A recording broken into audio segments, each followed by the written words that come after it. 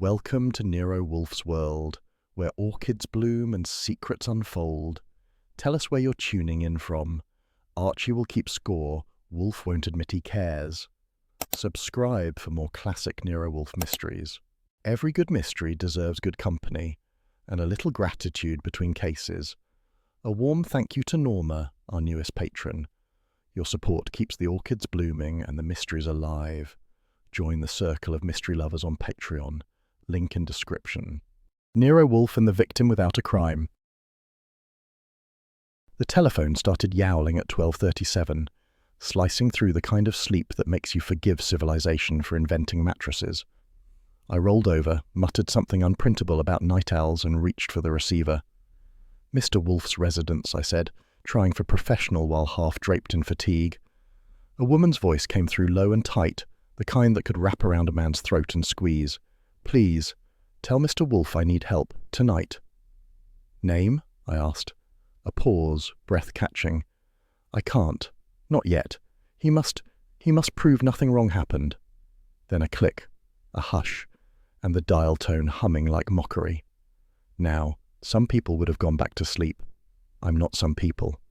I jotted the time, 12:37 a.m., and the exchange digits that flashed on the line indicator. When you spend your nights chasing human folly, you learn to keep a notebook beside the bed. By 12:45, curiosity had arm-wrestled comfort and won. I pulled on trousers, grabbed my coat, and stepped out to the Heron coupe parked at the curb. Manhattan at that hour looked scrubbed by silence. The number traced to East 63rd, an address with more doormen than tenants. Inside the marble lobby, a night clerk blinked at me like a goldfish in uniform. I fed him a smile and the story that I was checking on a wrong number. A glance at the registry gave me the name Gifford, Philip E., top-floor penthouse.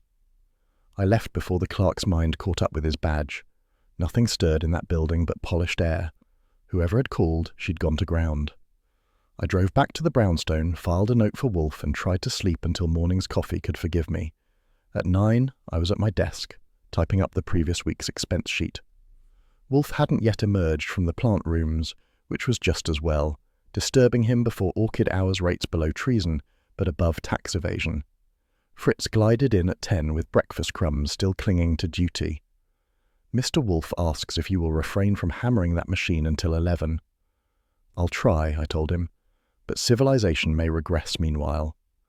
When Wolfe finally descended, he filled the doorway like a verdict, 6 feet of bulk in canary yellow suspenders, eyes half-lidded with disdain. "Good morning, Mr. Goodwin. What calamity compelled your nocturnal activity?" I slid him the note. A lady's voice, frightened, fancy diction, said she needed you to prove nothing was wrong. His brows climbed an inch. Absurd. One does not engage inquiry to establish tranquility. Who was she? "That's the charm." She hung up. He gave the faintest pfui, which from Wolfe covers all degrees of contempt from mild to terminal. "Your penchant for melodrama will be the death of my digestion." I was about to remind him that curiosity was one of his better contagions when the doorbell rang. Fritz appeared at once. He never opens, but he announces like a Swiss clock.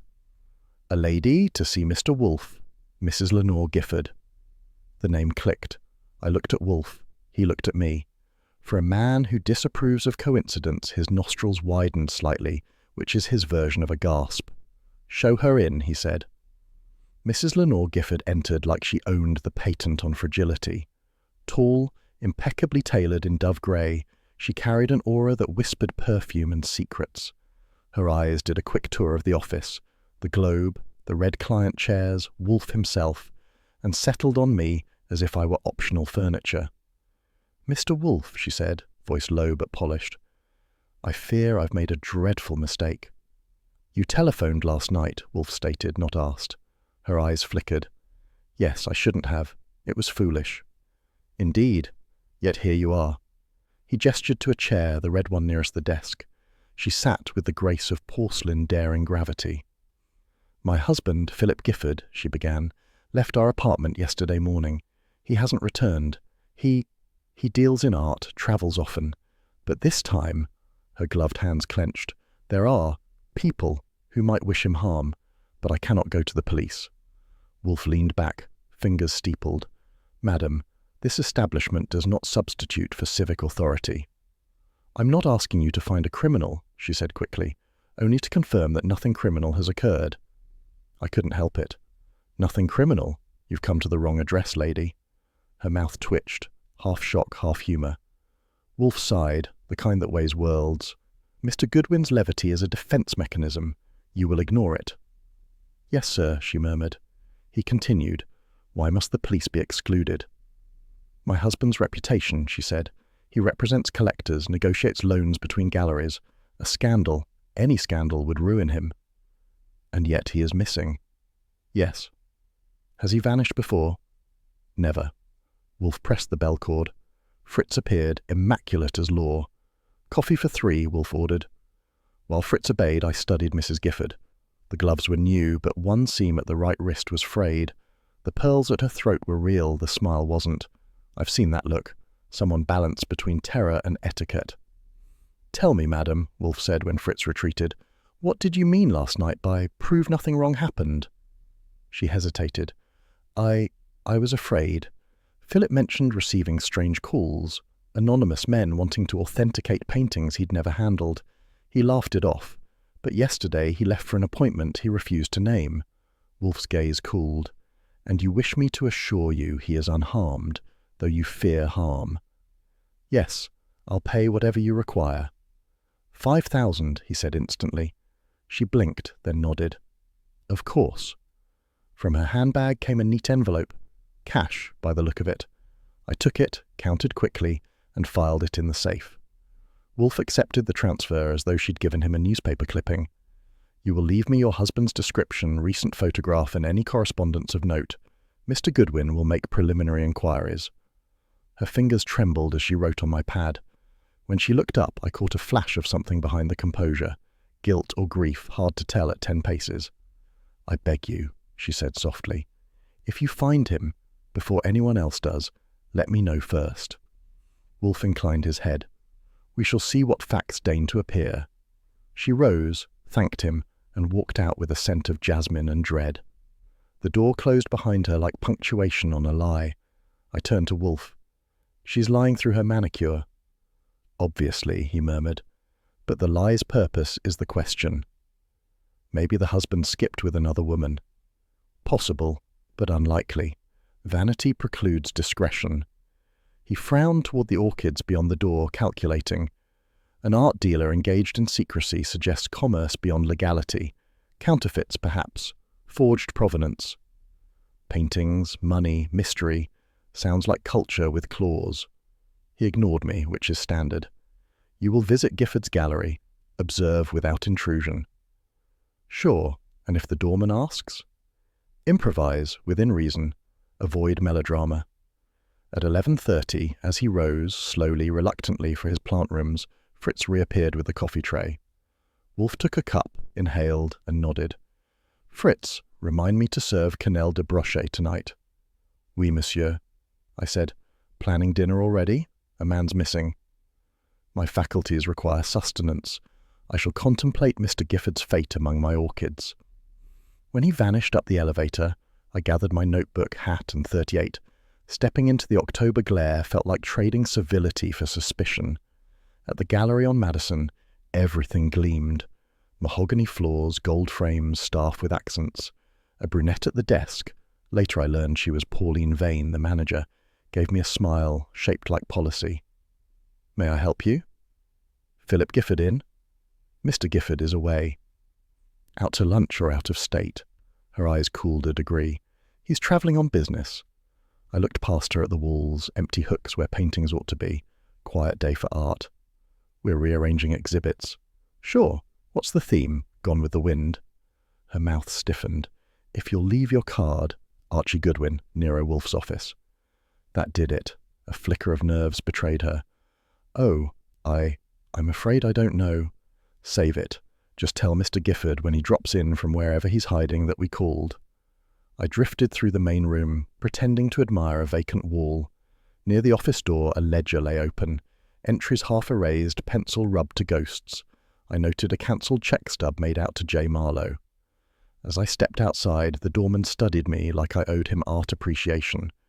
A man in a grey felt hat loitered by the corner newsstand, folded paper unread.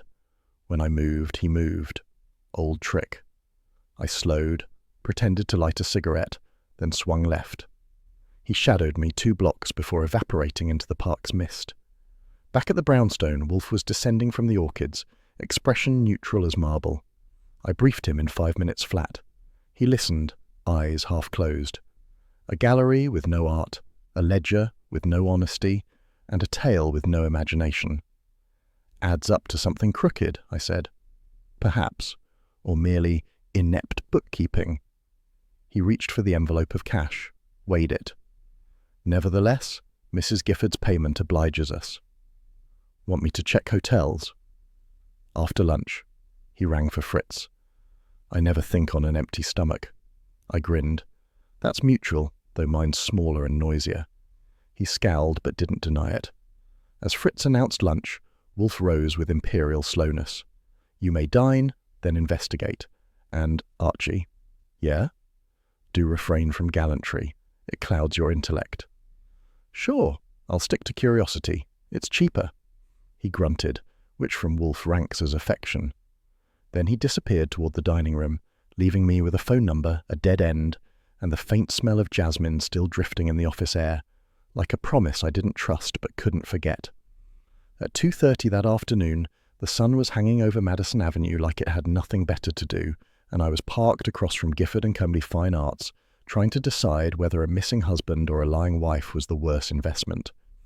Inside my jacket pocket was a note from Wolfe. Proceed with civility, but extract sense if possible. That's as close as he gets to good luck. The gallery's brass doorplate gleamed enough to blind modesty. Inside, the air smelled of varnish and money. The walls, cream-coloured and bare, gave the place the charm of a mausoleum for taste. A pair of tall women in matching black dresses were dusting picture frames that didn't have pictures in them. I counted 3 walls of invisible art, and 1 man in a grey felt hat pretending to read a catalogue near the exit. The receptionist, all cheekbones and posture, glanced up from her manicure. Can I help you? Depends. I was looking for Mr. Gifford. Her eyes flicked to a door marked private. Mr. Gifford is away on business. Boston, right? Her mouth froze around surprise. Yes, Boston. Buying trip? Yes. Anybody here see him off? She blinked, and for the first time looked uncertain. No, he left directly from his residence. Sure, I said. Artists are like that, always rushing off to buy inspiration wholesale. Her spine stiffened. Are you a journalist? No, worse. I work for Nero Wolfe. That did it. The manicure hand wobbled, and her tone shifted to the kind reserved for bomb technicians. Oh, you're Goodwin? Archie to my friends, which are in short supply today. Who might you be?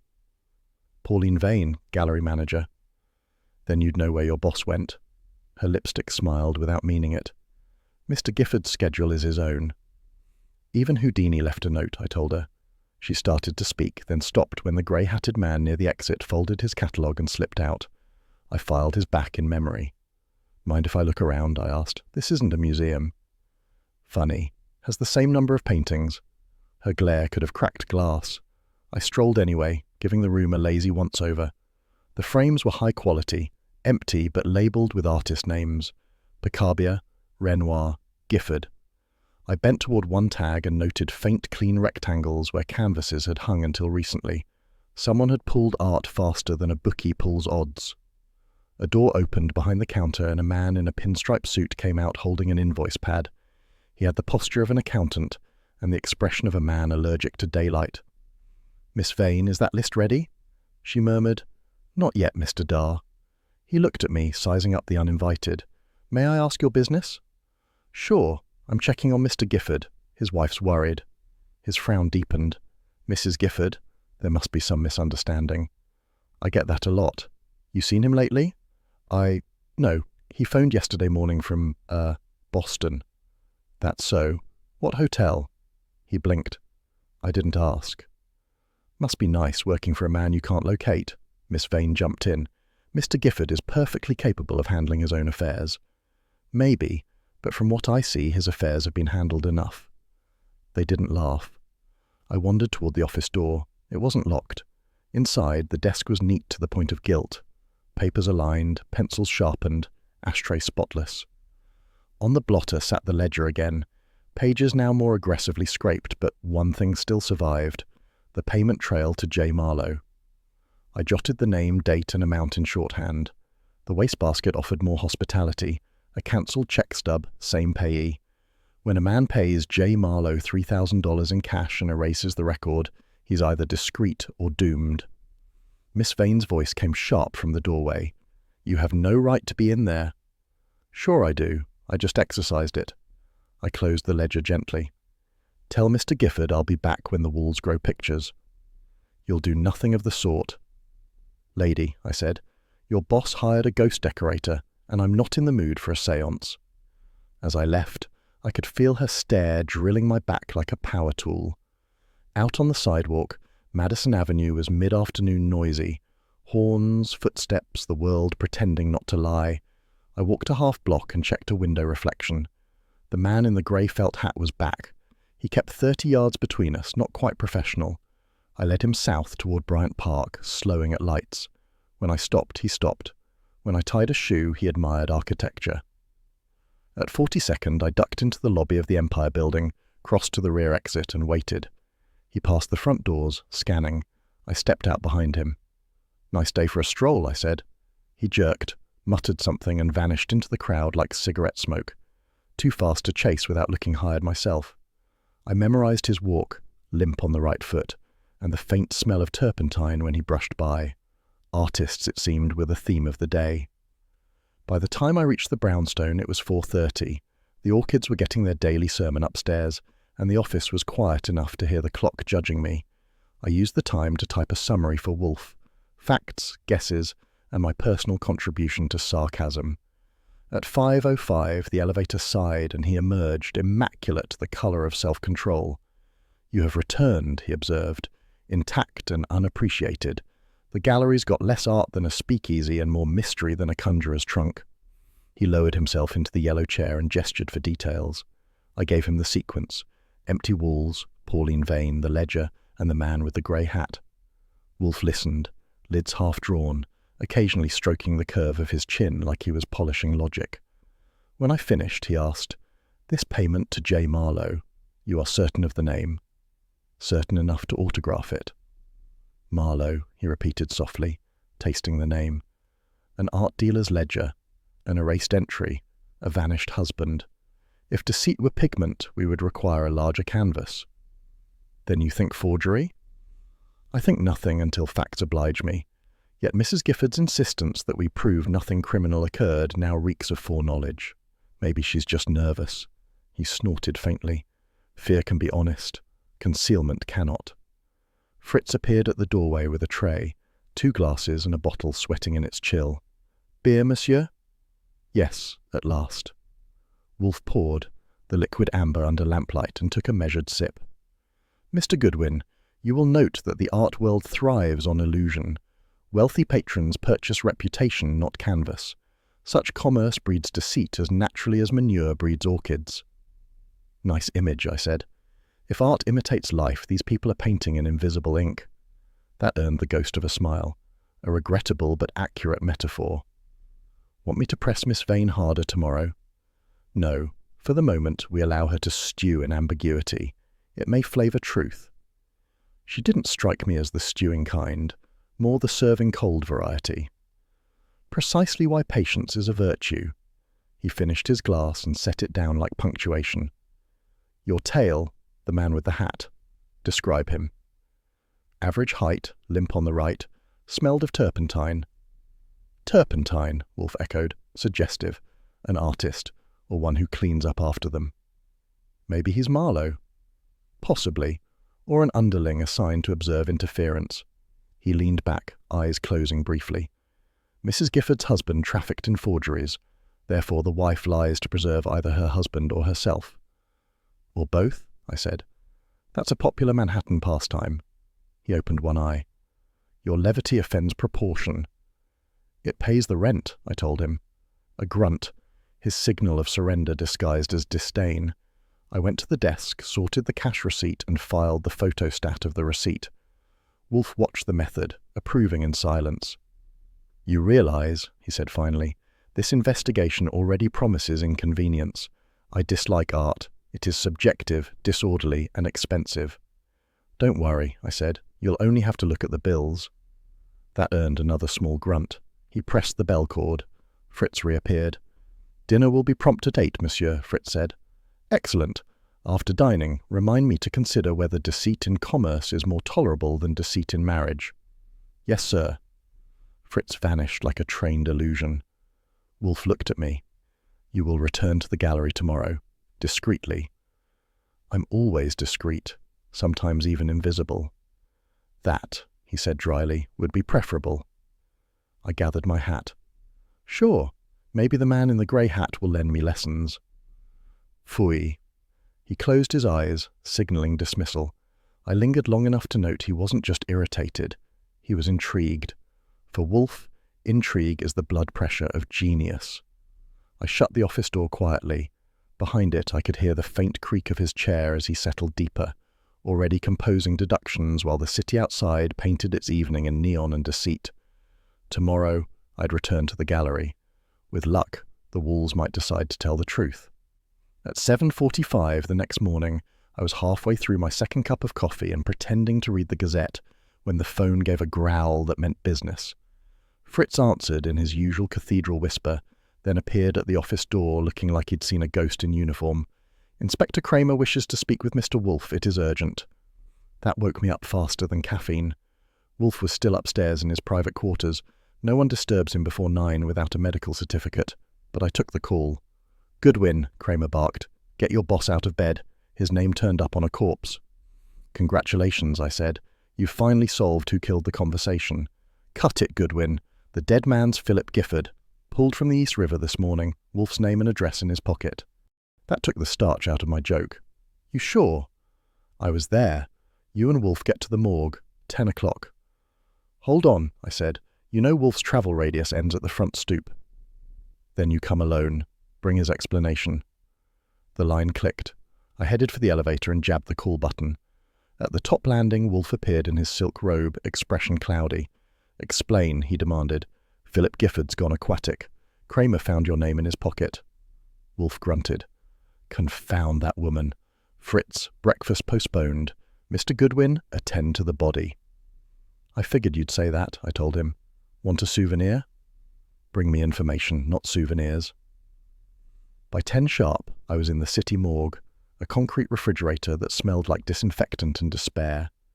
Kramer was waiting with Pearlie Stebbins, who looked like he'd slept in his trench coat. Kramer's cigar was already burning down injustice. "All right, Goodwin, let's make this quick." The attendant pulled back the sheet. The man beneath had once been handsome in a gallery owner way, sharp hair part, manicured fingers, but Riverwater had no respect for class. I checked the tag. Philip E. Gifford. "Well," I said, "Mrs. Gifford can stop worrying. She's a widow." "Save the comedy," Kramer snapped. "Why would his wife hire Wolfe to find him if she already knew he was dead?" "Maybe she didn't," I said. "Or maybe she wanted him found by anyone but you." Pearlie grunted. "He had Wolfe's name on a slip in his wallet. That's not coincidence." "Maybe he planned to hire us himself," I said. "Hard to say when the client skips the consultation." Kramer shot me a look. "Don't get cute. Was Wolfe mixed up in any of Gifford's rackets?" "Wolfe doesn't mix," I said. "He curdles." Kramer blew out smoke. "We found no ID but the wallet, no watch, no ring." That clicked a memory.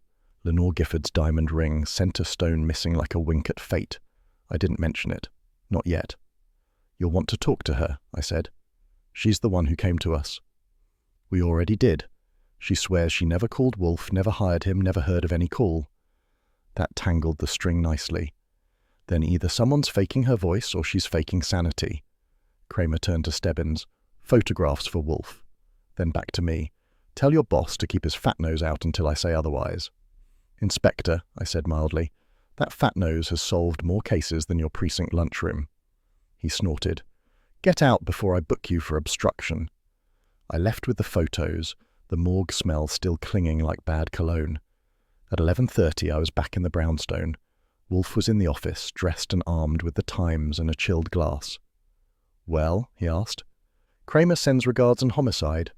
Gifford's dead, river job." Wolfe's face tightened. "Describe." I did, sparing no detail except the smell. He listened, head tilted, until I finished. "And Mrs. Gifford denies employing us?" "She swears it. According to Kramer, the call never happened." He scowled. "Balderdash. Unless my auditory nerves deceived me, you reported a woman's voice." "Correct. Same tone, same diction." "Then Mrs. Gifford lies." "Or someone's using her name." He shook his head. "No, the simplest explanation is deceit. She wished to shield her husband until events outran her scheme." At that moment, the bell rang. Fritz announced, "Inspector Kramer." Wolfe muttered, "I am besieged before luncheon." He stayed seated. Kramer came in puffing smoke like a locomotive that disapproved of passengers. "I told you to keep out, Wolfe." "I rarely obey prohibitions delivered without warrant," Wolfe said. "You were in the dead man's pocket." "My name was—" "I was not." Kramer slapped a folder on the desk. "That's his effects. You explain how he got your card." Wolfe opened it delicately with one finger. "This is not my card. Observe the crease, an old specimen discarded months ago." Kramer's eyebrows climbed. "So?" "Therefore he possessed it independently. Mr. Goodwin distributes them freely, sometimes injudiciously." "Thanks," I said. "Always nice to be cited in evidence." Kramer grunted. "Mrs. Gifford claims she never met you, Wolfe. Maybe you phoned her." "Ridiculous," Wolfe said. "I have better uses for my voice." Pearlie wasn't there to glower, so Kramer did it for both of them. "She's hysterical but sticking to her story. Says she and her husband were happy." "Inspector," Wolfe said, "contentment is often declared by those least acquainted with it." I added, "and by those whose diamonds suddenly lose weight." Kramer turned. "What's that?" "Her ring," I said. "Centre stone's gone, neatly pried. Either a jeweller or a metaphor did it." He frowned. "You see her again?" "This morning? No. Last night, yes, she was wearing it then." "Maybe Gifford pawned the stone," Kramer said. "Possible," Wolfe murmured, "but improbable. Men do not excise gems from their wives' jewellery unless the marriage is both broke and broken." Kramer's cigar wagged. "You talk like a book. Maybe she killed him for the insurance." Wolfe's eyelids lowered. "Speculation without evidence, Inspector, is idle chatter. You were summoned into a vacuum." Kramer bristled. "What's that supposed to mean?" "It means," Wolfe said evenly, "you have a corpse, no cause, no weapon, no witness, and less wit than patience." I winced. "Easy, boss. He's got ears, not armor." Kramer's jaw worked, then he laughed, a short, sour sound. "One of these days, Wolfe, I'll pin contempt on you like a medal." "Unlikely," Wolfe said. "My contempt is not portable." That cracked me up, though I hid it behind a cough. Kramer gathered his folder. "Fine. Sit tight. But if I find you're holding back, I'll bring a warrant big enough to fit your ego." Wolfe inclined his head. "You are free to attempt the impossible." Kramer stopped at the door. "Goodwin, you ever get tired of this circus?" "Sure," I said. "Every time I don't charge admission." He grunted something halfway between goodbye and surrender and left. Silence settled thicker than dust. Wolfe stared at the window blinds. "Mr. Goodwin, the absence of that diamond disturbs me." "Maybe the killer likes souvenirs." "Phooey. Sentiment in murder is rare. The stone was removed for purpose, perhaps concealment. Or she lost it in the river." "Do not be obtuse." He reached for the bell cord. "Fritz, lunch." As the sound of steps faded toward the kitchen, I said, "You know, it's not every night a woman hires us to find her husband alive and delivers him dead." "That epigram," Wolfe said, "adds nothing but melodrama." "Melodrama pays the bills." He sighed, half annoyance, half affection. "You are incorrigible." "Flattery accepted." He tapped the folder with a finger. "This affair reeks of premeditation disguised as panic. We shall proceed carefully. I dislike vacuums. They tend to fill with corpses." "Kramer's already filled one." "Indeed. Therefore we shall fill ours with facts." Fritz returned, silver tray gleaming. "Lunch is served, gentlemen." Wolfe rose, majestic, unhurried, and took his beer with ceremony. "You will telephone Mrs. Gifford after lunch. Convey condolences and request another meeting. Politeness may extract what threats cannot. Got it, I said. If she refuses? She will not. Guilt is garrulous. He headed for the dining room. I followed, notebook in pocket, appetite on standby. At the doorway, he paused. Archie. Yeah? Mr. Goodwin is my agent, not your errand boy, he said quietly, half to himself. Remember that when next you bait Inspector Kramer. That one hit warm, I grinned. Sure, boss. I'll save the bait for the fish. He made a sound dangerously close to a chuckle and vanished toward Fritz's cooking. I stayed behind a moment, looking at the empty office. On the desk lay the morgue photos. Pale faces, river grime, and one slip of paper with our address neatly folded. In the centre of all that absence was a missing diamond, a dead art dealer, and a lie polished smooth as marble. I turned off the desk lamp, pocketed my hat, and followed Wolfe's trail toward lunch, wondering which would go first, the truth or my appetite. By the time I hit Brooklyn that afternoon, the sky had gone the colour of nickel and smelled about the same. Saul Panzer had phoned from a pay booth near the Navy Yard, giving me an address that sounded like a good place to store either art or bodies. When Saul says a spot's worth a look, you don't argue. You just bring an extra handkerchief for what you're likely to touch.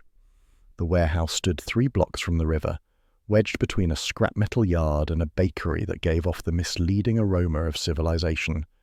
I parked the Heron behind a truck marked Borough Paint Supply, which was either camouflage or coincidence. The loading door hung half open. I ducked inside, flashlight ready. The place was quiet except for a steady drip from somewhere in the shadows. The air reeked of turpentine, oil, and something sour. Fear or fish, take your pick. Light from a grimy window caught a stack of empty stretchers leaning against the wall, bare wooden frames waiting for ambition. Beside them stood a row of canvases painted solid white, like the ghosts of masterpieces that never got past rehearsal. I moved deeper, shoes crunching over fragments of paper and burnt matches. Saul's note had said 3rd floor office, door left ajar. He hadn't lied. The room at the top of the iron stairs looked like an artist's conscience after a fire sale. A metal barrel sat in the middle, smoke curling faintly from what remained of a painting half burned, half regretted. I prodded it with a pencil. The signature still visible in the corner read Gifford. Well, I said aloud, if this is modern art, I'm sticking to pin-ups. The place didn't argue. On the desk stood a tin of brushes hardened into fossilized whiskers and a ledger marked Marlowe Studio Supply. I flipped through. The pages listed deliveries of canvas, pigment, and, oddly, fine stationery embossed with Gifford's gallery logo. Either Mr. Marlowe moonlighted as a forger, or he was being used as one. A sound behind me froze my spine halfway up. The staircase creaked once, twice, then stopped. I turned the flashlight that way, beam cutting through dust. Nothing.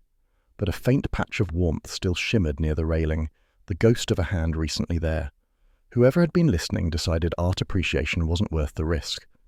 I reached the stairs in 2 silent strides and caught only the echo of footsteps hitting concrete below, fading toward the alley. I didn't chase. Wolfe says impulse ruins more detectives than bullets, and he's right, though I reserve the right to think bullets come in a close second. Instead, I made quick notes, took a photostat of the ledger's last page with the miniature camera in my pocket, and scooped one of the burnt fragments from the barrel into an envelope. If Wolfe couldn't smell forgery from that, he needed a new nose. By the time I got back to the Heron, night had thickened over Brooklyn like a lid. The drive across the bridge was slow, traffic and conscience both heavy, and I reached the brownstone a little after 7. Fritz let me in with his usual worried look. The man regards soot on my coat as a personal insult to hygiene. Wolfe was in the office, anchored behind his desk, a volume of the works of Tacitus open beside a half-empty glass of beer. He looked up as I came in, sniffed once and grimaced. "Turpentine," he said. "Appalling." "Yeah," I said, hanging my coat. "You should see the rest of the decor. Blank canvases, burnt paintings, and enough fumes to pickle a choir." "Report." So I did. 10 minutes straight, no embroidery. He didn't interrupt except to nod when I mentioned the Marlowe Studio Supply ledger and the forged signature. When I finished, he set down the book and stared into space as if listening to an invisible overture. At length he said, "Saul Panzer is a model of precision. He locates a name, traces it to substance, and withdraws without fanfare. You, Mr. Goodwin, bathe in turpentine." "Hey, I don't pick the perfume," I said. "Saul gets orchids, I get fumes." "You get," he replied, "the privilege of error." "That's me," I said, "your personal blunder magnet." His lips twitched, his idea of amusement. "The evidence is sufficient to propose motive. Gifford engaged in forgery, not artistry. He acquired genuine paintings, commissioned duplicates, and sold both originals and copies as authentic. A profitable deceit." "Until somebody figured the odds," I said.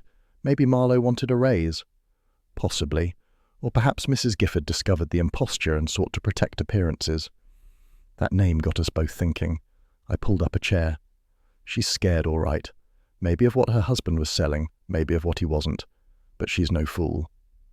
"No," Wolfe murmured. "She is frightened because she understands consequences. The missing diamond from her ring, for example, it might have financed pigment or bribery. Maybe she just needed grocery money." He ignored me, eyes closed, fingers steepled. "There is symmetry in fraud, Mr. Goodwin. The counterfeit demands a patron as vain as the forger is skilled. A fool to buy illusion, a scoundrel to sell it. Between them lies profit." "Sounds almost respectable." He opened one eye. "In this city, everything respectable is suspect."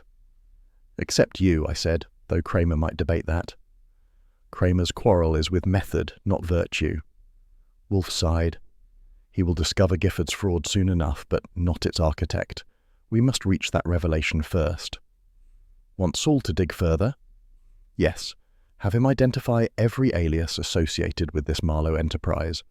There will be invoices, false accounts, perhaps art shipped abroad under fictitious names." I made a note. "You think Gifford staged his own vanishing to duck the fallout?" "Before his death? Conceivably. A man who profits by illusion may attempt to vanish by the same trick." "But he ended up in the river." "A fitting irony," Wolfe said softly, "drowned by the liquidity he coveted." That one earned a grin from me.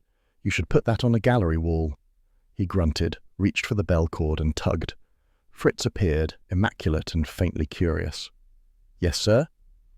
"Dinner at 8 precisely. Filet de sole meunière.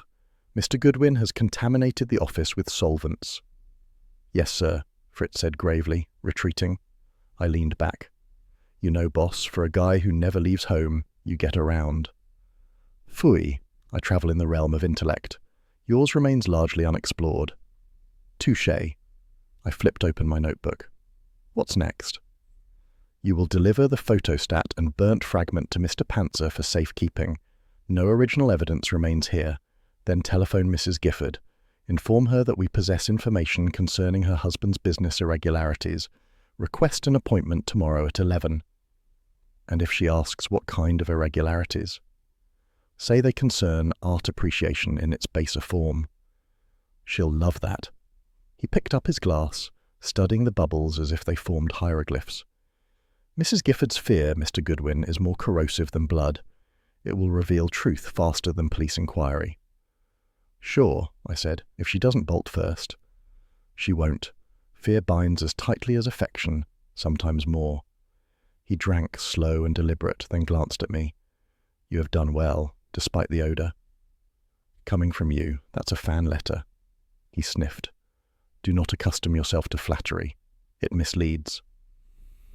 I gathered my notes, letting him simmer. The office smelled of beer and faint turpentine now, a duet of opposites. Outside, the city was winding up its evening racket, cabs honking like mechanical geese. At 7:55, Wolfe closed the ledger copy I'd brought and pronounced, "Enough. We shall dine." I rose. "Mind if I wash the Brooklyn off first?" "Please do. Civilization demands it." On my way out, he added, "Archie." I turned. "Yeah?" "Mr. Panzer's competence is enviable, but your initiative remains indispensable." "Thanks," I said. "I'll embroider that on my next paycheck." He allowed the faintest smile, "Provided we earn one." When I came back down, the dining room was warm with Fritz's culinary revenge against mediocrity. Wolfe sat poised before his plate like a priest before sacrament. I took my seat, and the conversation paused for the only deity Wolfe serves: food. Halfway through, he said, "Turpentine and deceit, both volatile. Handle them with equal caution." "Sure," I said. "Next time I'll bring gloves and a lie detector." He ignored that, absorbed in his soul. I let the matter drop. With Wolfe, timing is everything.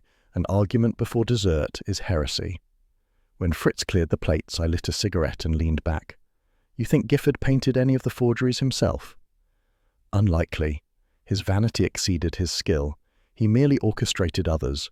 Marlowe, perhaps others still unnamed, an invisible partner." "Hence the title," I said. "Hence the guilt," he corrected. At 8:30 he pushed back from the table, signalling closure. "We resume at 10 tomorrow." I rose, collected my notes, and headed for the hall. The night outside pressed against the windows like a dark canvas waiting for colour. As I reached the stairs, Wolfe's voice followed, quiet but precise. "Mr. Goodwin, do not underestimate this artifice. Counterfeits kill reputations and men more efficiently than bullets." "Understood," I said. "But bullets make louder headlines." He didn't answer. The elevator hummed as he rose toward his orchids. I stood in the dim hallway, envelope of ashes in my pocket, and thought about a burned painting signed by a dead man. Somewhere in Brooklyn, a ghost was still painting lies, and we were about to frame him. At 3:15 the next afternoon, the bell rang with a tone that could have belonged to guilt in heels. Fritz opened the office door, and there she was, Mrs. Lenore Gifford. Same dove-grey suit, same gloves, same perfume. Even the crease of her skirt looked rehearsed. Only her face had changed, paler, eyes rimmed in sleepless calculation. She clutched her handbag as if it were holding back an explosion.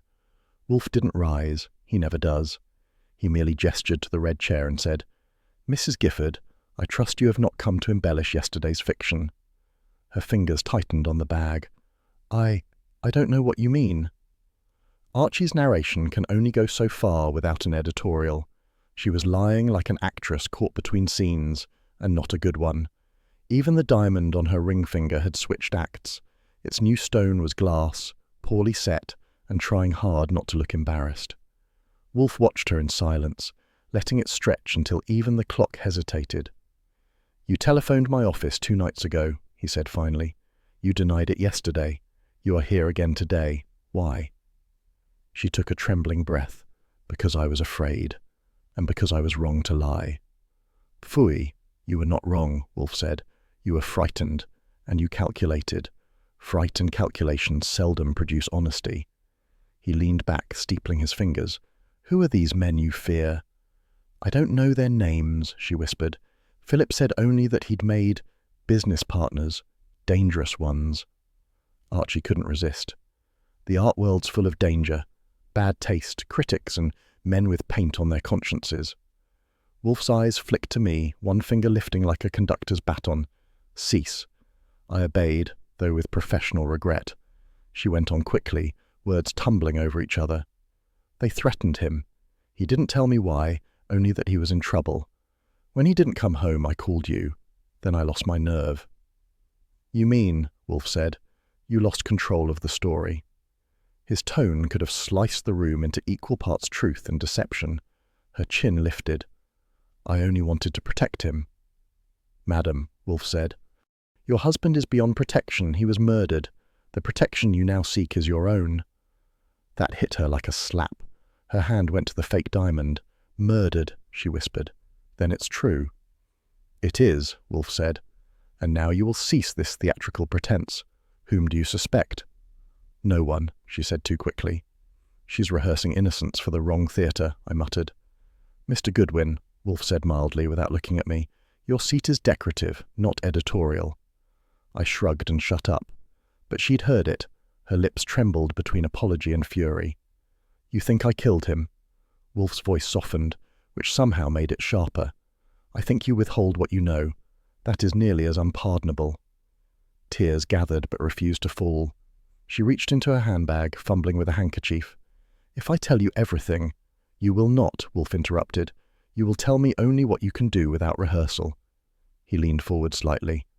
When did you last see your husband? Yesterday morning. He left for an appointment. He didn't say where. Did he mention the name Marlowe? Her eyes flickered, the first honest movement she'd made. No. Who is that? A painter, I said. And maybe your late husband's invisible partner. I don't understand. She looked between us like a trapped bird. You think Philip was criminal? I think, Wolfe said, he was commercial in unorthodox ways. He glanced toward the window where afternoon light slanted through the Venetian blinds, slicing the air into stripes of interrogation. Mrs. Gifford, deceit is not a crime until it profits. Did your husband profit? She pressed the handkerchief to her mouth, thinking too long. Wolfe's voice dropped an octave. You see, madam, hesitation is confession by tempo. I can't say, she breathed. You will not, which is nearer the mark. Wolfe sighed and reached for the bell cord. Fritz, beer. While the tray arrived, she stared at her lap as if answers might appear in the fabric. Wolfe poured himself a glass, cold foam rising like judgment. Mrs. Gifford, he said finally, if you deceive me again, I shall return your retainer and deliver every shred of information we possess to Inspector Kramer, including the fact that you hired me under false pretenses. She flinched. You wouldn't. I would, Wolfe said, because unlike your husband, I prefer genuine articles. He sipped, eyes never leaving her. She rose, unsteady but proud. You'll find I've told the truth. Not yet, Wolfe said, but you will, when fear ripens into necessity. Good day. I escorted her to the door. As I opened it, she paused, voice barely audible. Mr. Goodwin, do you think I'm in danger? I looked at her, at the trembling hands, the counterfeit gem, the perfume clinging like regret. Lady, in this city everyone's in danger. Some just pay better for it. She gave a tiny nod and left. The door closed with a sigh that belonged in a funeral parlour. I turned back to Wolfe. She's protecting someone. Obviously, he said. The question is, does she protect an accomplice or a lover? Or both, I offered. He grunted. You find vice versatile. It keeps the work interesting. He eyed me. Her counterfeit ring annoys me. Because it's cheap? Because it confirms my thesis. Substitution breeds deceit. A false stone, a false marriage, a false confession. All facets of the same gem. Nice metaphor, I said. Maybe you can sell it to the art crowd. He reached for the bell cord again, signalling dismissal. Your wit, Mr. Goodwin, is inexhaustible. Unfortunately, its value fluctuates. Then, almost as an afterthought, he added, She lies as poorly as you dance. I grinned. So we're both off rhythm. Good to know. He didn't answer. The office settled into that peculiar Wolfe silence, thick, deliberate, final. Outside, the shadows from the blinds climbed the wall like prison bars, and I figured somewhere out there, Mrs. Gifford was rehearsing her next scene. At 11 the next morning, the front door nearly came off its hinges, which meant only one man, Inspector Kramer, running on rage and caffeine. Fritz announced him with the same tone used for incoming hurricanes. Kramer barreled into the office, cigar-chewing air like ammunition. Wolfe, he barked, another corpse, your client's neck deep in it. Wolfe looked up from his desk as serenely as a cat watching a dog wear itself out. Good morning, Inspector. Would you care to state your grievance before it cools? Kramer slammed a folder down. Pauline Vane, the gallery manager, shot in her apartment last night, dead before the neighbours heard it. You'll like this. Her diary lists meetings with Gifford, his wife, and someone named J. Marlowe. I whistled. So the art crowd's thinning itself out. Kramer spun on me. And the gun? Registered to Lenore Gifford. We've got her in custody. You could fry an egg on his badge, I said under my breath. Wolfe's eyes flicked up. That was enough to silence my inner breakfast chef. She swears she didn't fire it, Kramer went on. But her prints are on it. You got an angle? Wolfe tapped a finger on the armrest. If you have the murderer, what need have you of me? Because I don't buy it, Kramer said, voice dropping half a gear. This thing stinks of setup, and you're the only one knee-deep in it by choice. Wolfe exhaled like a philosopher denying emotion. Phooey! Gifford dealt in forgery, not murder. Miss Vane's death suggests the fraud unravelled. Someone meant to kill Gifford first and erred in sequence. That's comforting, Kramer said dryly. For her ghost. He pocketed the cigar. "Keep your client talking, but if you withhold anything, I'll come back with a warrant big enough to blot your orchids." He left before Wolfe could quote Latin. When the door shut, I said, "Well, that's cheerful. Our gallery's losing staff faster than an art school on fire." Wolfe turned those eyes on me, the shade of brown that meant both fatigue and contempt. "Miss Vane's death confirms panic. The guilty hand strikes twice to silence the wrong mouth." "So what now?" "Now," he said, "we think. And you must not visit Mrs. Gifford in custody." I knew what was coming, but asked anyway. "Why not?" "Because sentiment contaminates deduction. She manipulates through distress." "Then it's mutual," I said. "She's had enough distress to lease." "No, Archie, you will remain here." That settled it, at least for him. By 3, I was at police headquarters, giving my best impression of a man running errands, a little charm at the desk, a grin at the matron, and 10 minutes later I was standing outside Lenore Gifford's cell while the matron pretended not to see. The corridor smelled of iron and boredom. She looked up as I entered, the same dove-grey suit wrinkled from a night's interrogation. "Archie," she whispered, voice thin as tissue, "they think I killed her." "Yeah," I said. "They're broad-minded that way, but you didn't, right?" She shook her head. "I never even saw Pauline after Philip died." Her hands twisted in her lap. I noticed faint powder marks on one glove, maybe makeup, maybe cordite. "They found your gun there," I said softly. "It was stolen. I don't know when. Archie, he wasn't supposed to die at all." That made the air stop. "Who wasn't?" "Philip," she said. "He wasn't supposed to—" She bit it off, glancing toward the corridor. "Please, go." I went, because staying would have earned me a charge sheet. Outside, I filed the words where they belonged, between confession and mystery. Back at the brownstone, Wolfe was waiting in the office like judgment wrapped in upholstery. He didn't look up.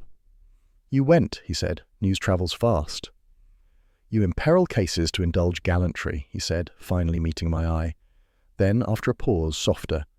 "And yet, it pays." "What did she say?"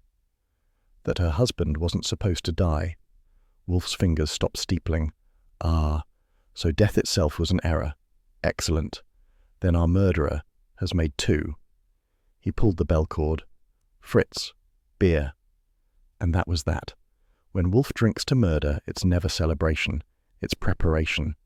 If Greenwich Village ever had a patron saint, he'd smell of turpentine and cheap cigarettes. I found Julian Marlowe's studio in a 4th-floor walk-up that should have been condemned when Grant was president. Saul Panzer had passed the address along that morning with his usual understatement. "He's in bad shape, Archie.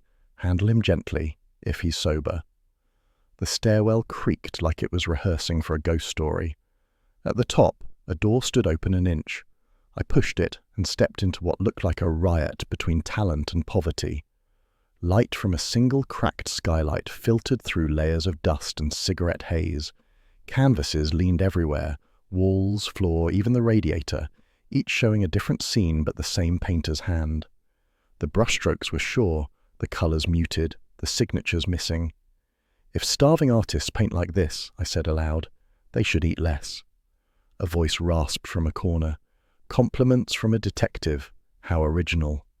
He was sitting by the window, paint-spattered smock over a shirt that hadn't seen starch in years. Julian Marlowe, thin, dark-haired, and carrying that permanent stoop of a man used to apologizing for genius. He squinted at me through the smoke. "Who sent you?" "Nero Wolfe. He's allergic to exertion but fond of truth. I'm his delivery boy." His mouth twitched. Gifford's name again. I wondered when it would come crawling back. I stayed standing, which gave me a height advantage and him less comfort. "You used to work for him." "Work for him? He used me?" I painted. "He sold. Then he accused me of copying him." "Plagiarism," I said. "I read about that little scandal. Gifford called you a mimic." "He called me a thief," Marlowe snapped. "He ruined me. Galleries closed their doors. No one commissions from a man with a reputation for imitation." He rose suddenly, pacing between easels. Then he came back, months later, pretending magnanimity, offered me work again, on conditions. "Let me guess," I said.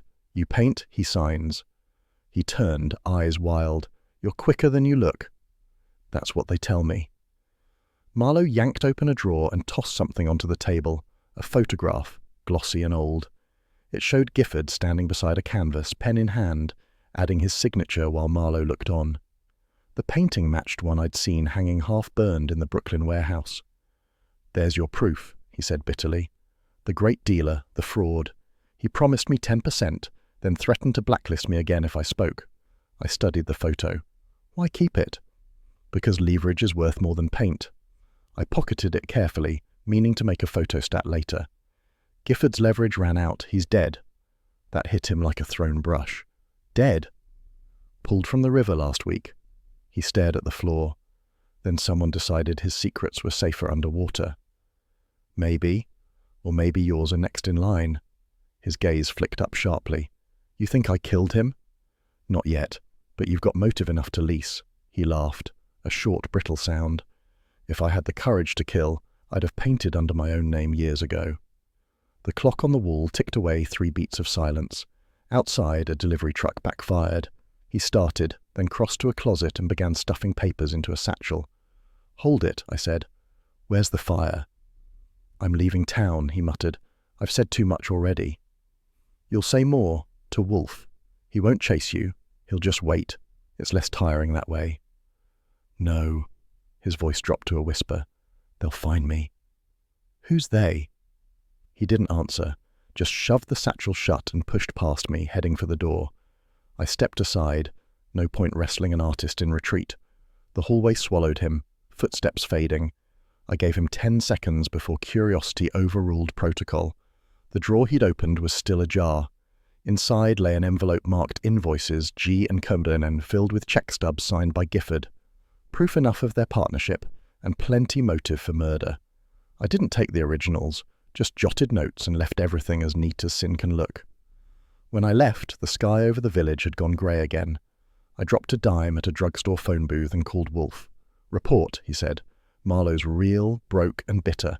Claims Gifford forced him to paint forgeries. I've got a photograph of the handover, Gifford signing his own fake." "Excellent," Wolfe said. "And the man himself?" "Gone. Packed up like a moving day miracle."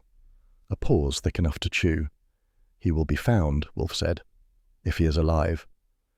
Care to make that sound less funereal? "Your levity, though tiresome, is marginally useful," he said. "Return at once." When I got back to the brownstone, the office smelled of beer and speculation. Wolfe sat behind his desk, half reclined, eyes half closed, in that imitation of torpor that fools nobody. I laid the photograph on his blotter. "Proof of fraud?" He studied it, lips pursed. "Indeed, Mr. Gifford's vanity immortalized him more efficiently than art." "Saul was right," I said. "The guy's a ghost already." "Ghosts rarely vanish so neatly," Wolfe mused. "Someone in that circle knew of Marlowe's evidence and acted swiftly." "Meaning what? That Pauline's murder wasn't clean-up, it was rehearsal?" "Precisely." He looked up, eyes bright now. "The forgery enterprise demanded silence. 2 deaths may suggest efficiency, or panic." I dropped into the chair opposite him. "If panic's running the show, we'd better move fast." "Speed," he said, "is your department. Accuracy is mine." "Good division of labour." He allowed a hint of a smile. "Your intuition, though primitive, aligns with my reason." That one I took as high praise. Then reason ought to buy dinner. "Phooey. Fritz serves at 8. He turned back to the photograph, studying it as though Gifford might confess from beyond the frame. I watched him a moment, then went to the typewriter. The keys clacked like small gunshots in the quiet room as I typed up the report. Outside, the city hummed its tired symphony. Cars, horns, footsteps, lies. Somewhere out there, Julian Marlowe was either running from guilt or chasing it. Wolfe finally said, "Mr. Goodwin, file the negatives. Tomorrow we shall summon the art patrons. If deceit is a palette, I intend to mix every colour until it turns black." "Sounds cheerful," I said. "Reality seldom is." He rang the bell cord for beer. Fritz appeared on cue, silver tray shining. Wolfe raised his glass, eyes thoughtful. "To art," he said. "And its imitators." I raised mine. "To both. One's broke, the other's dead." He grunted, which for Wolfe was agreement. If there's a finer way to ruin a good dinner than inviting 3 suspects to share it, I haven't found it. Wolfe called it a banquet for clarity. I called it indigestion with style. At precisely 8 o'clock, Fritz opened the dining room doors like a man unveiling an execution chamber. The long mahogany table gleamed under candlelight. The silver was polished, the air thick with bœuf bourguignon and impending confession. Wolfe sat at the head, an emperor behind his plate, eyes half-lidded but razor-sharp. I took my post on his right, officially secretary, unofficially referee. The guests arrived in wary procession: Lenore Gifford, pale but poised in a black sheath dress; Albert Niles, collector and tax write-off in human form; Martha Kendall, another patron with pearls large enough to shame oysters; and Saul Panzer, our insurance against surprises, seated as though he were there for the roast. Dinner began in silence, save for the sounds of cutlery and Fritz's quiet service. Wolfe let it stretch, sipping beer from his chilled glass with the patience of a man watching spiders build webs. Finally, he spoke. "Ladies and gentlemen, I have summoned you not to discuss art appreciation, but art deception." That loosened the air like a match near gasoline. Niles shifted. Kendall's pearls clicked. Lenore's fork froze mid-air. Wolfe continued. "Each of you, I believe, purchased a painting through the late Mr. Philip Gifford. Each was authenticated, insured, and admired. Each, I regret to inform you, is counterfeit." Kendall gasped. Niles muttered something about slander. Lenore said nothing, only stared into her wineglass as if truth might surface there. I leaned toward Wolfe and murmured, "Should I pass the bicarbonate now or later?" He ignored me. "You all signed agreements of confidentiality, drafted by Mr. Gifford, promising silence regarding disputed provenance. He thus transformed deceit into commerce." Niles's face flushed a blotchy red. "That's preposterous. My Botticelli—" "Was painted by a Mr. Julian Marlowe," Wolfe interrupted smoothly. "A gifted mimic. His work adorned each of your collections under Gifford's signature of legitimacy." Kendall's pearls rattled again. Then we've been cheated?" "Yes," Wolfe said. "And worse, you have been used. Gifford sold you forgery as exclusivity, then sold your reputations as hostages." That did it. Niles slammed his napkin down. "He demanded double payment," he barked. "Said if I didn't oblige, he'd expose the purchase as fake and ruin me. I wired him 5,000 last month." Wolfe's brows lifted, the only sign of triumph he allowed. "Thank you, Mr. Niles. Extortion corroborated." Lenore's hand trembled, napkin clenched like a white flag. I caught it. Wolfe didn't look, but his voice dropped an octave. "Mr. Goodwin, note reactions. Since my chair cannot rise to follow deceit, your eyes must." "Noted," I said. One collector boiling, one pearl string rattling, one widow melting. Wolfe's lips curved faintly. "Economical summary." Saul cleared his throat softly. Code for watch her hands. I glanced again at Lenore.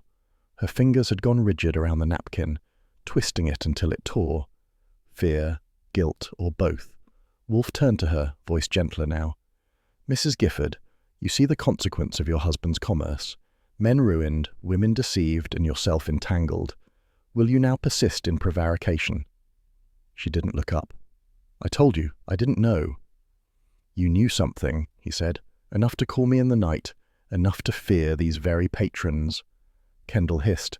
"Are you implying she was involved?" "I imply nothing," Wolfe said. "Inference is the luxury of the attentive." That earned a glance from Saul, meaning he's winding the spring. Wolfe set down his fork. "Mr. Niles, your candour has value. May I assume you retained a record of that payment?" I have the bank receipt," Niles stammered. "But why kill Gifford if he was still profiting?" "To end the extortion," Wolfe said, "and perhaps to inherit it." His gaze flicked toward Lenore again. She rose suddenly. "I don't have to listen to this." Wolfe didn't move. "Sit down, madam." It wasn't loud, but it froze her halfway up. She sank back, trembling. Fritz appeared silently with dessert, chocolate soufflé, because Wolfe refuses to let morality spoil cuisine. The plates landed like punctuation marks on tension. While everyone pretended to eat, Wolfe resumed in that mellow, implacable tone. "Mr. Gifford's death was not a crime of passion. It was administrative.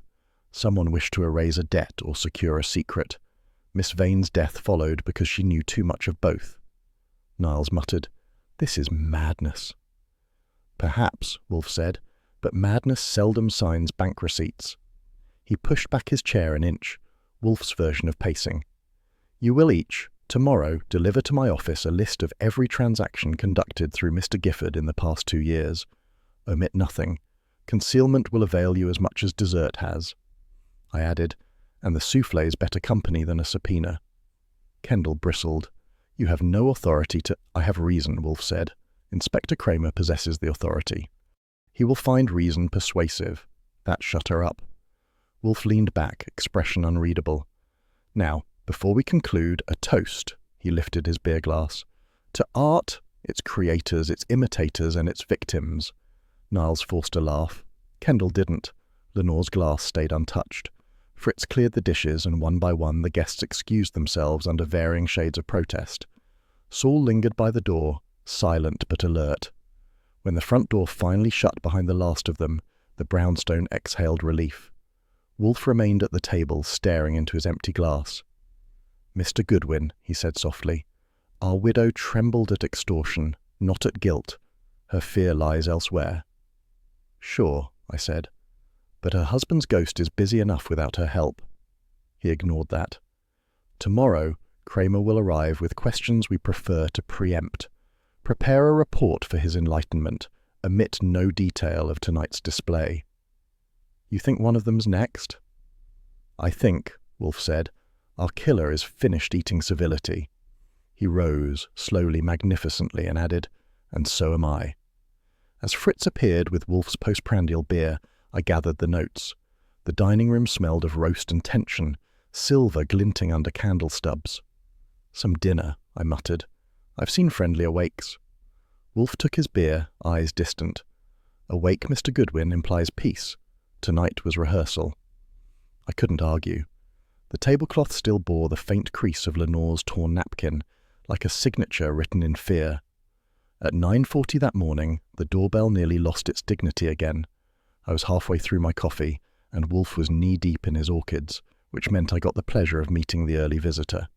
Fritz opened up, and in came Inspector Kramer, carrying the smell of cigar smoke, bad sleep, and a fresh warrant. He stomped into the office, folder under one arm like it was Exhibit A. "Goodwin," he growled, "fetch your boss. I'm through being patient."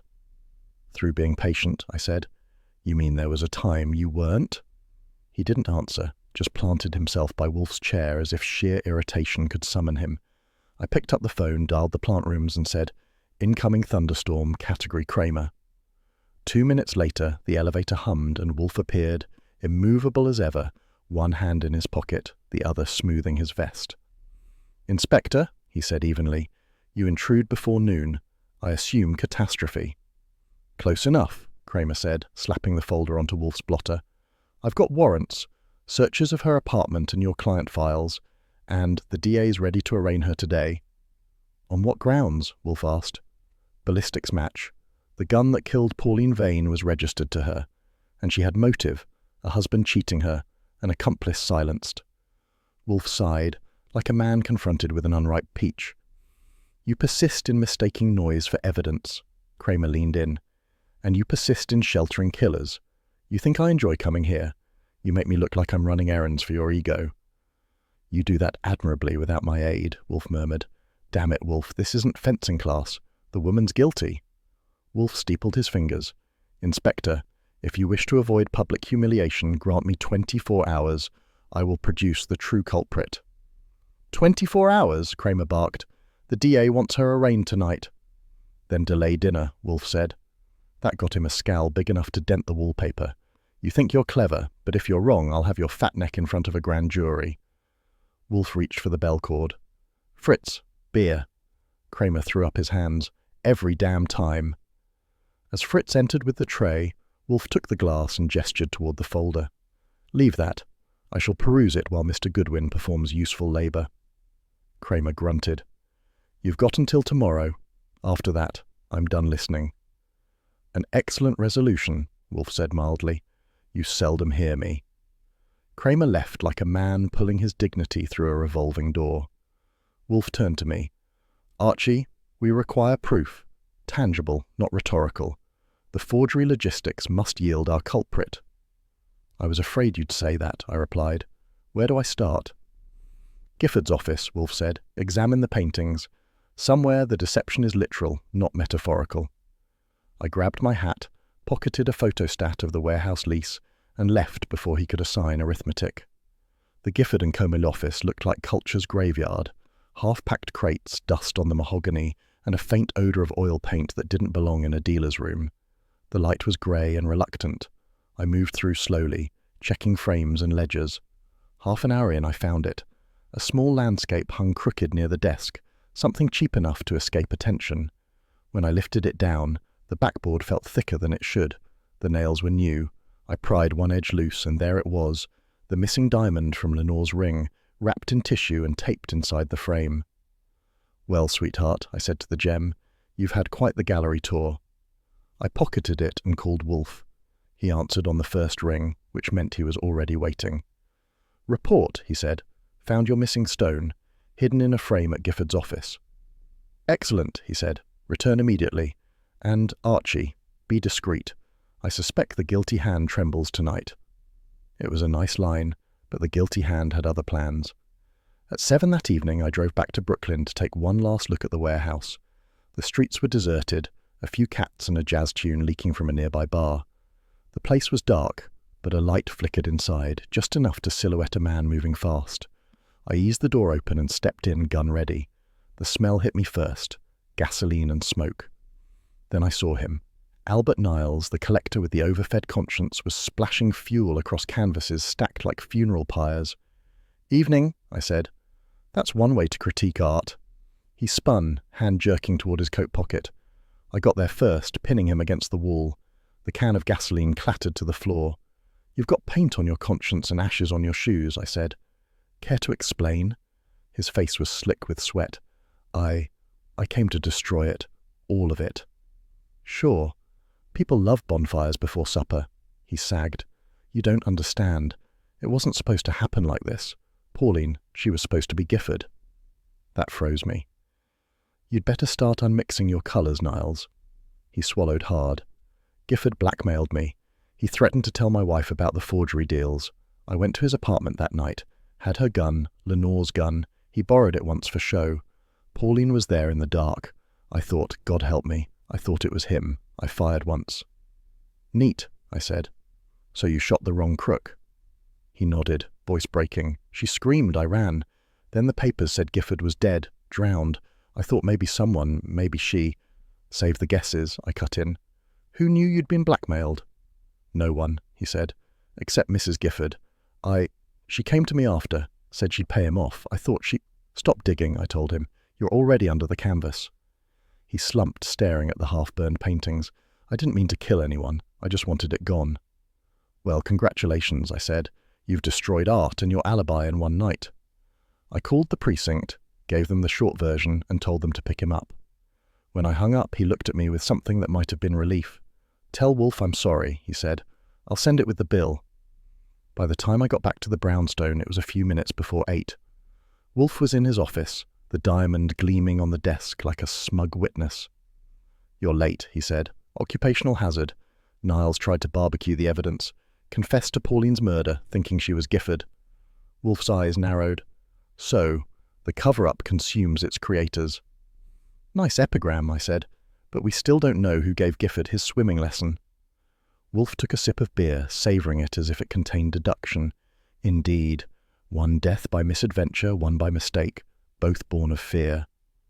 Meaning? He gestured toward the diamond. This was not hidden by Niles. It was planted after Gifford's death to implicate Mrs. Gifford and divert suspicion. So, who planted it? Who benefited most from Gifford's silence? Besides his undertaker? Precisely, Wolfe said. Someone who inherited his clients, his secrets, and his profit. We shall dine at 8 and expose our murderer. I raised an eyebrow. Dinner theatre again. Mr. Goodwin, he said, rising from his chair with the dignity of a battleship leaving dock, the stage is essential to revelation. Truth must be performed. Fritz appeared in the doorway, immaculate as ever. Dinner is ready, sir. Wolfe nodded. We shall eat. Then you will summon the following: Mrs. Gifford, Mr. Niles, if the police release him under escort, and Inspector Kramer. Kramer's going to love that guest list. He will attend, Wolfe said. He cannot resist completion. I watched him lift the diamond with 2 fingers, turning it in the light. A small stone, he said softly, yet it reflects every lie we've heard. Nice metaphor, I said, but I prefer my gems unset and my murderers obvious. Then dine, Wolfe said. You will need strength for the finale. He moved toward the dining room, and I followed, notebook in hand, appetite lagging behind curiosity. Somewhere in that polished room tomorrow night, Wolfe would point his finger and turn deceit into confession. But for now, the office smelled of beer and gasoline ghosts. I typed the day's report, each word crisp as gilt on paper, while upstairs the elevator hummed, carrying Wolfe toward his orchids. It was 8 on the dot. The city outside buzzed like a wire about to spark, and in that quiet brownstone the next 24 hours were already sharpening their knives. You could tell it was going to be a finale, because Fritz polished the brass on the office door twice and set out Wolfe's best beer glasses, the heavy-bottomed ones he reserves for what he calls occasioned intellect. The brownstone smelled of lemon oil, orchids, and justice on the burner. It was 7:53 by the clock when the first knock came. Kramer entered like a storm front that had read the wrong forecast, hat in one hand, warrant folder in the other, cigar already lit. Behind him came Lenore Gifford, pale but steady, and Albert Niles, wearing the uneasy calm of a man trying to rehearse denial. Saul Panzer followed last, quiet as punctuation. Fritz, dignified and wordless, closed the door behind them. Wolfe sat in the yellow chair, monumental as ever, the photograph and the diamond resting on the desk blotter beside a single envelope. His face was expressionless, one of his most expressive looks. "Inspector," Wolfe began, "you have been patient. That virtue deserves its reward." Kramer snorted. "I'll settle for a murderer I can book before midnight." "Your wish will be granted," Wolfe said. "Please sit." They didn't sit easily. Niles sank into the red chair like it might explode. Lenore folded her hands tightly in her lap, eyes downcast. Kramer dropped into his usual position by the Globe bar, the cigar leaving a wake of smoke like an irritated ghost. Wolfe gestured toward me. "Mr. Goodwin, close the curtains." I did. Venetian blinds sliced the lamplight into orderly stripes, turning the office into a stage set for revelation. "Now," Wolfe said, "to disentangle deceit from imitation." He leaned back. The late Mr. Gifford lived by the illusion of authenticity. He sold forgeries to collectors, among them Mr. Niles, and convinced them the fraud was privilege. He employed a gifted painter, Julian Marlowe, to reproduce works too perfect for honest sale. When suspicion grew, he arranged one last deception, his own disappearance. Lenore's head lifted slightly, her voice barely audible. He planned that." "Indeed," Wolfe said. "Your husband feared exposure. He contrived to vanish with your assistance and Marlowe's, so that he might later return as a martyr to misrepresentation. The phone call you made, Mrs. Gifford, was a feint, intended to bring me into the matter and authenticate his supposed peril." She shook her head weakly.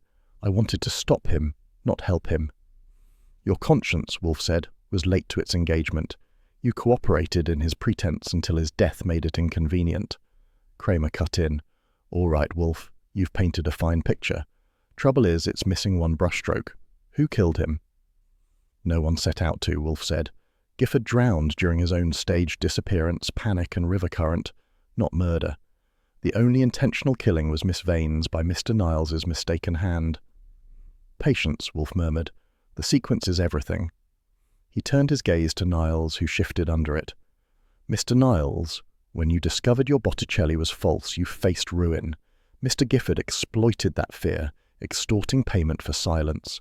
You armed yourself with Mrs. Gifford's revolver and went to confront him. Unfortunately, it was not Mr. Gifford you found, but Pauline Vane, his accomplice. You killed her, an act both tragic and clumsy." Niles's jaw worked. "I told your man that already." "Indeed," Wolfe said. "But it was not the end of your folly." He pointed one thick finger toward the diamond on the desk. "When Mr. Gifford's body was recovered, this stone was missing from Mrs. Gifford's ring. You assumed it proof of her guilt, but it was planted, hidden in a picture frame at Gifford's office. Only one person could have done that, the man who went there to destroy evidence. Niles's eyes flicked toward the photograph. You can't prove that. Wolfe's voice turned glacial. Mr. Goodwin? I opened the envelope and pulled out the enlargement, a crisp, glossy print Saul had secured from the original photograph we'd found in Marlowe's studio.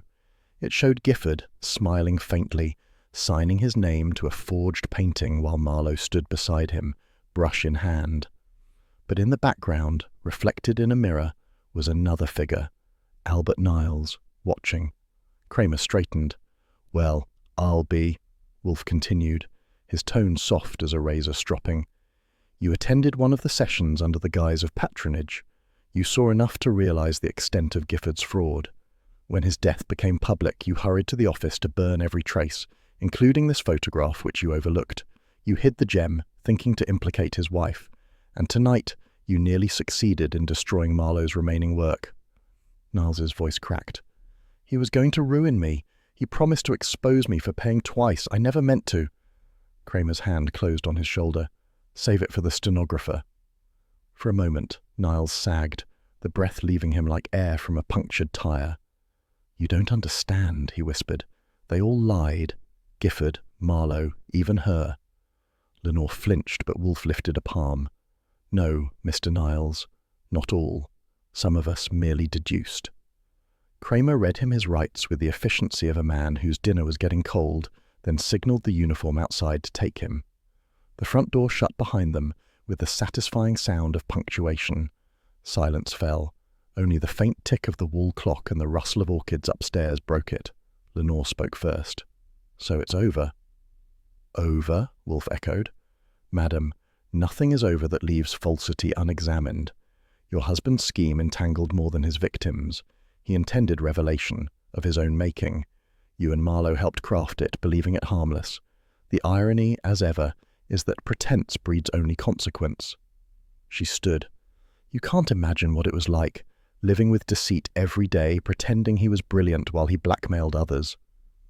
I can imagine, Wolfe said. I have heard confessions before breakfast. She smiled faintly, almost defiant. You think I'm guilty of something?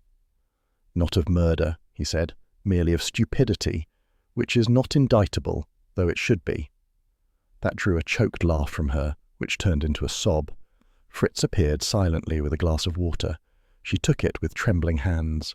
Kramer returned 5 minutes later, wiping rain from his hat brim. He's booked. I'll send for a signed statement in the morning. Inspector, Wolfe said, you have my condolences. The law always arrives late to the banquet of deceit. Kramer grunted.